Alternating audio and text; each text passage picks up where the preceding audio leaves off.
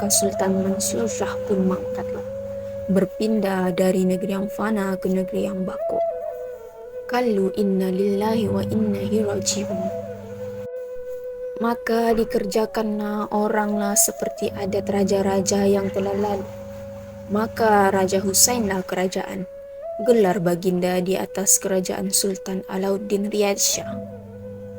Adapun baginda itu terlalu perkasa, tiada berbagai pada zaman itu.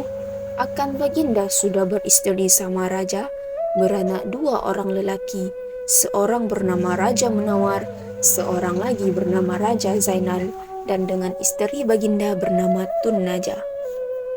Anak Sri Naradiraja Tun Ali, saudara Sri Naradiraja Tun Tahir, itu pun ada baginda beranak 3 orang. Yang tuanya perempuan bernama Raja Hitam, yang tengah lelaki bernama Raja Muhammad, dan yang bongsu pun perempuan juga bernama Raja Fatimah. Tetapi akan Raja Muhammad itu jauh mudanya daripada Raja Menawar dan tua daripada Raja Zainal. Adapun Raja Pahang yang bernama Raja Ahmad, anak Sultan Pahang itu beristrikan anak Bendahara Sri Amar Diraja, beranak seorang lelaki bernama Raja Mansuri, dan yang beranak Sultan Muhammad Shah. Itu pun beranak 3 orang lelaki, seorang perempuan, seorang bernama Raja Jamal, seorang bernama Raja Muzaffar, seorang bernama Raja Ahmad. Maka oleh Sultan Alauddin Riwayat Shah, anak kanda baginda yang bernama Raja Fatimah itu, didudukkan baginda dengan anak Raja Pahang, mendapatkan kakanda baginda. Maka baginda beristrikan cucu Iskandar Shah, Raja Kelantan, beranak seorang perempuan bernama Raja Wati. Maka tersebutlah dalam Melaka pencuri terlalu buas. Orang kehilangan pun tiada berhenti lagi sentiasa malam. Setelah Sultan Alauddin Riayat Shah mendengar pencuri terlalu ganas itu, maka baginda pun terlalu masyghul. Setelah hari malam, maka baginda pun memakai cara pakaian si pencuri. Maka baginda berjalan menyamar, tiada membawa teman, hanya Hang Isap dibawa baginda beserta pergi itu. Maka Sultan Alauddin Riayat Shah pun berjalanlah 3 orang dengan penjawat sirih santa baginda, berkeliling negeri Melaka itu hendak melihat hal negeri itu.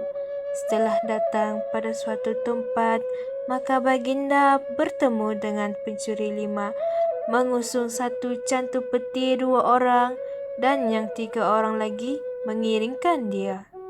Maka segera diusir baginda pencuri itu setelah hampir. Maka pencuri itu pun terkejut, lalu lari ke 5-5-nya. Maka peti itu pun dicampakkannya.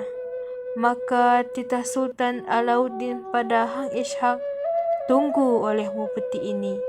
Maka sembah Hang Ishak, "Baik, tuanku." Maka Sultan Alauddin dengan Hang Isap pun pergilah mengikut pencuri 5 orang itu. Maka segala pencuri itu pun lari ke atas bukit Melaka. Maka diikuti baginda ke atas bukit, bertemu di negara bukit itu.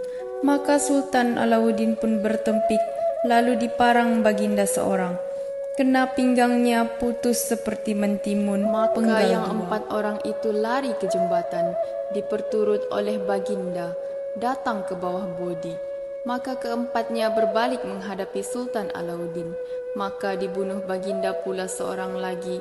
Maka yang 3 orang itu lari. Maka dibunuh oleh Hang Isap seorang.